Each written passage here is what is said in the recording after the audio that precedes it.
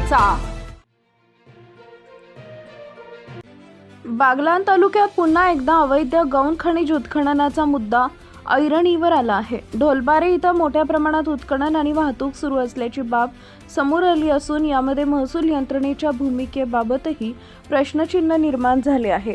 बागलाण तालुक्यातील ढोलबारे येथील गट क्रमांक 62/3 या क्षेत्रात गेल्या अनेक दिवसांपासून मोठ्या प्रमाणात अवैध गौण खनिज उत्खनन आणि वाहतूक सुरू असल्याची माहिती समोर आली आहे।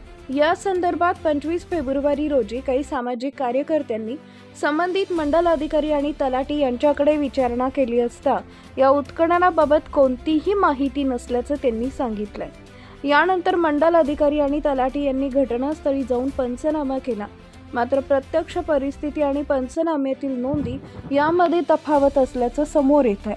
प्रत्यक्षात शेकडो ब्रास गौण खनिजांचं उत्खनन झाल्याचा आरोप होत असताना पंचनाम्यात केवळ सुमारे 100 ब्रास उत्खननाचा उल्लेख करण्यात आल्याचं सांगितलं जात आहे। त्यामुळे शासनाची दिशाभूल करून तस्करांना वाचवण्याचा प्रयत्न तर होत नाही ना, असा सवाल उपस्थित केला जातोय। दरम्यान ज्या ठिकाणी उत्खनन सुरू होते ती जमीन भोगवटदार वर्ग 2 आणि कुळखंड अधिकाराची असून त्या जमिनीच्या 7/12 हस्तांतरण बंदीचा स्पष्ट उल्लेख आहे। अशा जमिनीवर गौण खनिज उत्खनन करणे हा गंभीर गुन्हा मानला जातो। तरीही इतक्या मोठ्या प्रमाणात अवैध उत्खनन सुरू असताना महसूल यंत्रणेला याची माहिती नसल्याचं सांगितलं जात असल्यानं आश्चर्य व्यक्त होतंय।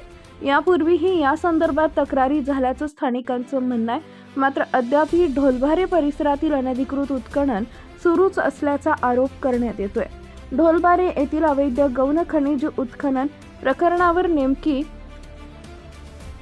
कारवाई कधी होणार आणि जबाबदारांवर कोणती कारवाई होणार याकडे आता सर्वांचं लक्ष लागलंय।